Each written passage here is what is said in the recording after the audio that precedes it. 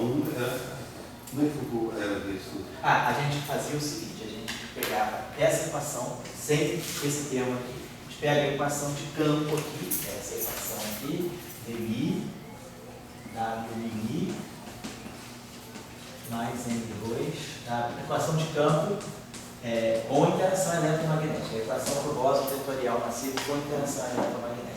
Essa equação aqui implica uma condição subsidiária, que é derivada covariante de Gauge, atuando no WI, né? No WI, perdão, ela me dá alguma coisa ligada ao F mini, quer dizer, somente se a gente faz essa derivada aqui, vai me dar DI, aqui vai produzir alguma coisa do tipo F mini, W mini. Se eu aplicar essa derivada covariante aqui, e aqui fica D dentro da pronúncia superior, né? Se eu aplicar essa derivada covariante aqui, vai ter a derivada covariante, aqui vai ter a derivada covariante. Então, se o comutador, como isso aqui é antissimétrico, comuta as duas derivadas covariantes, que dá um IE F mini. Então, aqui deve aparecer alguma coisa do tipo IE F mini sobre F2. Então, essa relação aqui é importante. Então, aí, com essa relação subsidiária que decorre dessa equação e com essa equação, eu tiro o limite não relativístico dessa equação. Então, eu vou tirar, como a gente faz na equação de Dirac, a gente faz um limite não relativístico para a equação de spin 1. E aí, o limite não relativístico dessa equação de spin 1 vai me dar lá no final de tudo uma equação tipo Schrödinger, né? Vai me dar uma equação tipo Pauli para esse objeto aqui. Na equação tipo Pauli, nós vamos ver que, ao tirar a equação tipo Pauli, que é da Laplaciana, vamos dizer assim, do W, né? Então, uma coisa ligada. A gente mostra, com essa equação aqui, a gente mostra que no limite não relativístico, esse objeto aqui, ele passa a ser função apenas da parte espacial. Então, a gente mostra que a componente tipo-tempo, ela não é relevante. Ela depende, toda a física está na componente tipo-espaço. Então, a gente faz a redução não relativística, a gente mostra que essa componente, na mesma forma da equação de Dirac, a gente mostra que esse espinor superior é o espinor relativisticamente significativo. E esse espinor inferior, ele é de ordem V sobre C desse aqui. Então, na equação de Pauli, quem sobrevive é essa componente do espinor quadridimensional. A componente inferior é a componente fraca. No caso do campo vetorial, mesma coisa, a gente mostra que a componente relativisticamente significativa é a componente espacial, a componente temporal, aqui, ela sai fora. Se a gente olhar até mesmo pela própria condição, se a gente olhar sem simetria de Gauge, a condição subsidiária que sai do campo de Pro é essa condição aqui. E se a gente passar essa condição aqui para o espaço de momento, isso aqui fica a energia vezes o W0. Isso aqui fica P escalar W, né? Estou passando para o espaço dos momentos. Isso aqui é igual a zero. Então, estou falando desse campo aqui. Aí a gente vai ficar com essa equação. Na verdade, a gente mostra que o W0 é menos P0, P sobre E. E aí, como a gente fez no caso, né, a gente usa aquela relação relativística entre energia e momento, né? Quer dizer, isso aqui é P sobre E, P é M gama, né, e é M C2 gama. Então, P sobre E, né, quer dizer, na verdade, eu estou fazendo Seidel, né, não esquecer. Então, P sobre E é V. No fundo, é o V sobre C. Então, a gente mostra que a componente temporal ela é V sobre C na componente espacial. Então, essa componente aqui, a gente leva para aquela equação, quer dizer, aí a gente volta para a equação, inclui o W0 e inclui nessa equação, inclui o W0 e inclui a parte espacial, a gente, nessa equação, substitui tudo que é W0 apenas pelo W. E já sabe que esse termo aqui é de ordem V sobre C. Então, a gente pega a aproximação não relativista daquela equação, trabalhando em ordem V sobre C, e vendo que o W0 passa a ser determinado, né, quer dizer, na aproximação não relativista, essa componente é de ordem V sobre C dessa componente. E aí a gente ganha uma equação, jogando isso aqui de volta, pegando aquela equação, separando ela na parte espacial e na parte temporal, onde tiver W0, eu vou substituir por W. Então eu ganho uma equação só para a parte espacial, que é a parte de puro spin 1. Aqui está o spin 1, isso aqui seria a componente, né, de spin 0. Então, a gente mostra dessa forma, esse mesmo resultado vale aqui, em presença da interação eletromagnética. Só que ao invés de ter só esse termo, eu tenho algumas outras contribuições, mas a gente mostra basicamente que o W0 é função apenas do W. E aí, ao jogar isso de volta nessa equação, a gente ganha uma equação que me dá que o P2, né, P2 sobre 2M, onde N é a massa, WI, parte vetorial, WI. E ganha aqui um termo que vai ser a carga é sobre 2M epsilon I JK, campo magnético, eu acoplo isso aqui em campo magnético externo, uniforme, de tal maneira que o meu potencial vetor, ele é basicamente epsilon IJK, XJBK. Então, esse é o potencial vetor. Ao desenvolver com esse potencial vetor essa equação, a gente vê que essa equação sai no final com um VJ aqui, WK, isso igual a zero. Então, isso aqui é uma equação tipo Pauli, Laplaciano, né, do D, e isso aqui é a parte que dá a interação do spin.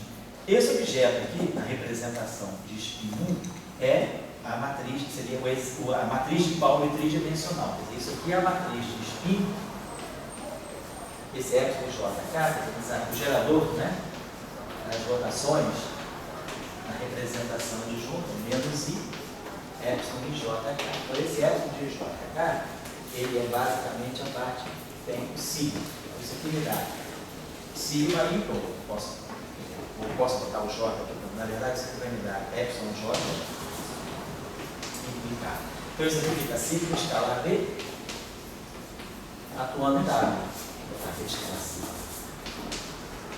V escalar sigma atuando no W. WI. Então, essa parte aqui, ela está me dando, está me fazendo ler exatamente o que é o momento magnético. O momento magnético está aqui, é sobre 2N sigma. É o análogo, né, lá no caso do elétron. O elétron é sobre 2N, a matriz de spin, que é o sigma, sobre 2. E aí a gente tem a razão de giro magnético, que é G igual a 2. Então, tá lá, é o magneton de Bohr e a matriz de spin aqui é a mesma coisa. Eu tenho o magneton de Bohr e tenho a matriz de spin. Esse F, ele é a matriz de spin no caso vetorial.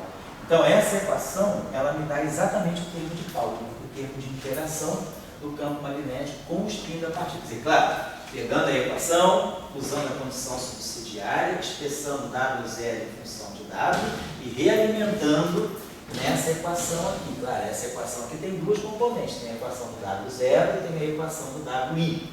Então, colocando aqui, a gente vê que a equação do W0 não vai me dar nada de novo, ela vai me reproduzir essa equação. Mas na equação do WI, o W0 vai aparecer. Aí eu substituo o W0 por essa expressão, que é a redução não relativista. E aí eu ganho uma equação só para W. E aí, na equação só de W, a gente ganha um análogo. Da mesma forma como a gente tem na equação de Pauli, né, do elétron, a gente ganha aquela equação do elétron de duas componentes, né, da parte não relativisticamente dominante. É o E A ao quadrado sobre 2N mais a parte da interação, Pauli, né, vamos dizer assim, sigma, S, escalar B, psi, e H cortado de psi dt. A gente ganha a equação de Pauli com a presença do campo magnético. Isso custa em meio. Aqui a gente ganha uma coisa, ganha a equação de Pauli em presença do campo magnético e dando a correção magnética. Então, daqui é que a gente lê a razão giromagnética. E aí a gente vê que a razão giromagnética que sai dessa equação é igual a 1. Então, está errado. A gente sabe que as partículas relativísticas com spin maior ou igual a meio, elas têm razão giromagnética G igual a 2. Tinha dado referência para vocês do trabalho de Ferrara, Borrati e Leite, que é o trabalho que mostra que, dentro da argumentação da teoria de cordas, né, já fica claro que toda partícula relativística que não seja escalar, ela tem que ter razão giromagnética G igual a 2. Então, quando a gente corrige esse termo aqui, ao fazer a variação, esse termo aqui vai entrar, quando eu fizer a variação da está, esse termo vai entrar nessa equação. Ele vai aparecer aqui, corrigindo essa equação. Então, a equação agora do spin 1 em presença do campo eletromagnético, com a presença daquele termo, ela vai me dar esse termo aqui. I, E, F, Mi, aqui é o índice, né? Então, vamos dizer, F, Mi, K, WK. é a introdução daquele termo lá. Ele corrige a equação de campo com esse termo aqui. E aí, esse termo aqui, quer dizer, aí quando a gente faz a mesma historinha, a gente tira o limite, tira o W0 em função do W, realimenta nessa equação, e aí a gente vê que o papel desse termo é somar esse termo que vinha daqui, mais uma vez, aparece exatamente um fator 2 aqui. A contribuição dessa equação ao momento de polo magnético se soma exatamente com a contribuição desse termo ao momento de polo magnético. Esse termo aqui, como vocês veem, olha, já tem um B explícito aqui, o B já está aqui. Se não tiver campo elétrico, só tiver campo magnético, só vai contribuir dessa equação aqui o IJ, a parte espacial, que é o campo magnético. Então esse termo aqui, ele entra lá por argumento de renormalizabilidade, mas na equação de campo ele acaba se convertendo exatamente no termo que dá o momento magnético. Então isso replica, duplica. Então dá o G igual a 2. Então esse termo aqui, ele reproduz esse valor correto da razão geomagnética do spin 1 carregado. Tá? Então essa é a importância desse termo nesse nível. Então a gente introduz esse termo aí, a gente introduziu esse termo também pela argumentação que a gente estudou no paper do Yang e Li, né, de 63, o paper do Salam, quando se estudava uma QED vetorial. Né? Mas aí a gente pode dizer, a motivação de se introduzir esse termo também é via momento magnético. Gerar uma razão geomagnética chega a essa é a coisa que está em jogo. Esse termo aqui é importante. A gente já sabia também, a gente tinha mostrado no outro curso, que esse termo, na verdade, ele também não é colocado à mão. Se a gente imaginar que eu descrevo os bósons vetoriais carregados através de uma teoria do tipo SO2, né? Esse termo aqui, ele vem exatamente, quer dizer, está incluído no setor de Yang-Mills dessa simetria aqui.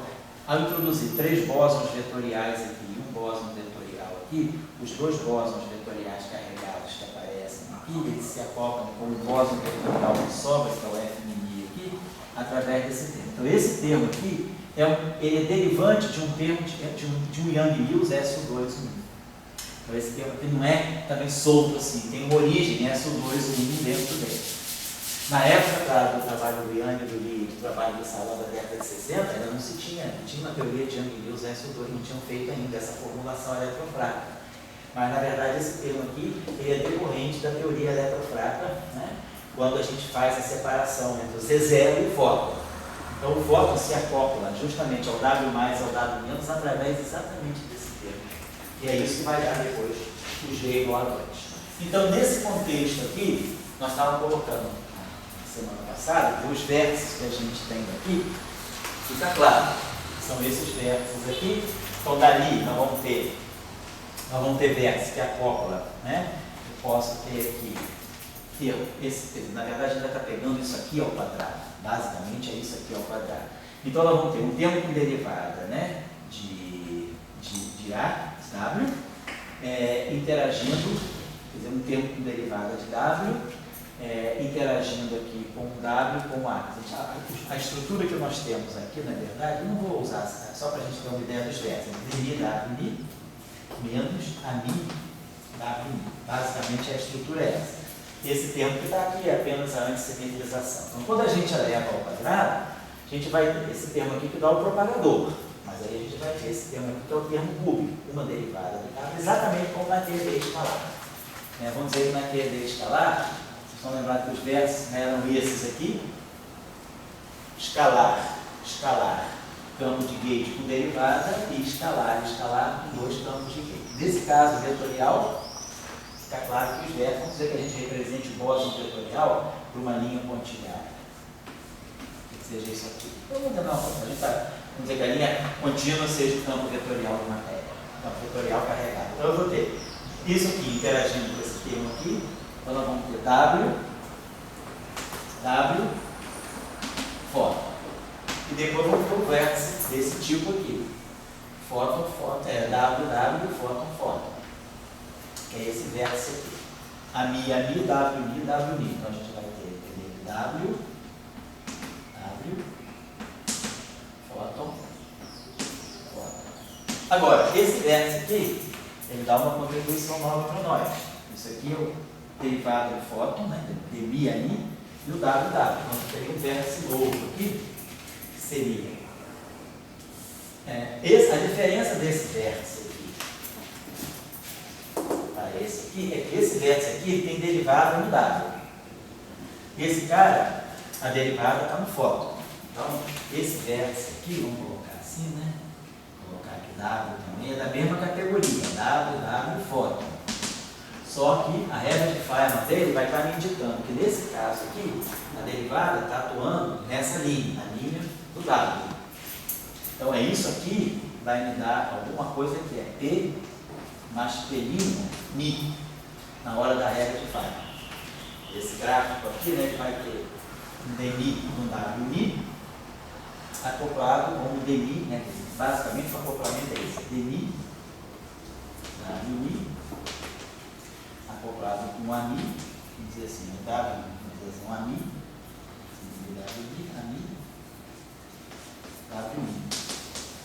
Então, o momento vai estar nessa linha. Então, eu vou pegar esse momento, devido à antissimetria, né, justamente, a gente vai, uma hora o momento aparece aqui, outra hora o momento aparece no outro dado estático. Então, a gente já sabia daquele ED escalar que esse vértice aqui, ele soma esses dois momentos. Se isso aqui é P, se isso aqui é T', né?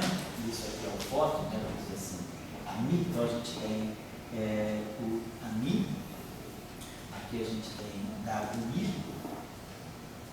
e a gente vai ter o WK, vamos colocar assim. Então, a gente, essa regra de Feynman, o que seria? dmi, WMi, AMI. WMi, a gente vai estar contraindo esse momento aqui, então a gente teria algo desse tipo aqui. Essa regra de Feynman aqui vai ser algo do tipo P mais P', esse momento contrai com Mi, e aqui eu vou produzir um eta MK. Os dois dados são. Então, mas o que é importante? É uma regra de Feynman que inclui esse momento aqui. Ao passo que nesse cara aqui, o momento é o momento do fóton. Então, se isso aqui é WMi, se isso aqui é WMi, se isso aqui, vamos dizer assim, é uma capa, então a gente vê que o momento que vai aparecer aqui, ele vai estar é o momento, vocês caem que é o momento transfer, né? Aqui é o momento P' que tem o quê? Aqui é o momento Q. Então, esse momento aqui, ele vai estar contraído com fóton. Então, assim, P, Mi, de uma capa. Q de uma capa. Então, seria um Q, vamos escrever esse Q, Mi, do anil. É o momento desse cara aqui. E agora, um vértice daqui contrai com aquele lá, e o outro vértice do W contrai com esse aqui. Então, se aqui for um WMi, então o vértice, a gente vai ter aqui a capa aqui, então a gente vai ter um delta de, por exemplo, MK, eta MK, um delta de capa, assim, MK, e um Q, esse Q que vai contrair com 4 momentos distintos, são 4 índices distintos. Né? A gente tem isso aqui, dmi, AMI, WMi, WMi, está saindo de lá. Tá. Se esse cara aqui tem índice Mi, tá, então eu vou produzir o momento transfer desse cara junto, então seria um QMi, aí esse cara aqui, esse índice aqui está contraído com esse, então seria o QMi associado a esse WMi, então nós temos 3 índices livres, e um eta de capa Mi. Se vocês observarem bem, né, esse vértice tem 3 campos, ele tem o A, tem o W, tem o outro W. Claro, o momento. Então, esse momento aqui, ele entra, um W se contrai com um A, então o índice do W e o índice do A contraídos. E o momento transfere, ele se acopla com o índice do outro W. Então, seria uma estrutura desse tipo para esse trivértice. Então, esse trivértice aqui, claro, é diferente daquele trivértice, apesar de ter as mesmas linhas externas, é WWA. Só que a constante de acoplamento é a mesma, que aqui vai aparecer um IE e aqui vai aparecer um IE. É a estrutura tensorial do vértice que muda em termos de regra de Feynman. Então, esse vértice aqui, ele tem um momento de transfer. Eu acho que é o que fazia diferença nos casos que a gente estudou na aula passada, que o escalar a gente não tinha como introduzir o índice de momento de transfer que desse correção ao momento magnético. Então, nesse caso aqui, o Felipe me procurou e me falou que vocês estão fazendo um grupo de estudo, não é? E que vocês estavam com dificuldade, eu acho, de ter material para ver isso ali, era alguma coisa assim. O que era? A gente conseguiu um material legal no Rider. Pois é, Rider. Ele calcula o lugar que ele vê. Ele calcula aquele verso e dá o momento magnético. Isso, só que é muito avançado já. Ele faz depois de normalização. É isso. A gente já tinha feito a renormalização no curso anterior. A gente já via como é que aquele gráfico, o infinito dele renormalizava o vértice, na verdade, renormalizava a carga. Agora, o que vocês têm que ver daí é a contribuição de momento magnético. É quando ele introduz aquele chamado fator de forma. Vocês viram tudo? Isso aqui é importante. Já calculei. Já viu lá, né? Lá está tudo feito em detalhe. Eu acho que no Greiner também está feito em detalhe. Agora, o que não tem no Rider, não tem no Greiner, é a caso escalar. Então, no caso escalar, como eu falei com vocês, esse gráfico aqui é o gráfico típico do momento magnético. Isso aqui está no Rider, né? Por causa do spin-day. Na verdade, é esse gráfico aqui, né? É a mesma coisa, a estrutura é a mesma. Esse gráfico aqui, então, é um gráfico que dá é o que está no Rider para o spin-day. Todo mundo faz isso aqui para o spin-day. A questão que nós estávamos colocando era fazer isso aqui para o spin zero. Agora, só que no caso do spin zero, esse mesmo tipo de processo, ele precisa desse gráfico aqui e precisa desse gráfico aqui. Então, esses dois gráficos aqui não tem, mas é esse gráfico aqui a gente mais ou menos em sala de aula eu fiz o esboço com vocês, é só seguir aquilo. Não tem erro, a regra de Feynman está ali. E aí o que a gente viu da aula passada é que não tem como, da eletrodinâmica, calculando todos esses gráficos, né, não tem como a gente ter uma correção tipo momento, quer dizer, não gera assim um momento magnético por correção quântica, porque não aparece uma correção que tenha, né, o momento transfer. Agora, no caso vetorial, como vocês estão vendo, essa regra de Feynman aqui, esse vértice aqui, ele vai fazer, porque esse vértice aqui não está presente no caso do escalar. Porque no caso do escalar, quer dizer, não tem como eu colocar aqui W star W com F mini, porque os índices não se casam, né?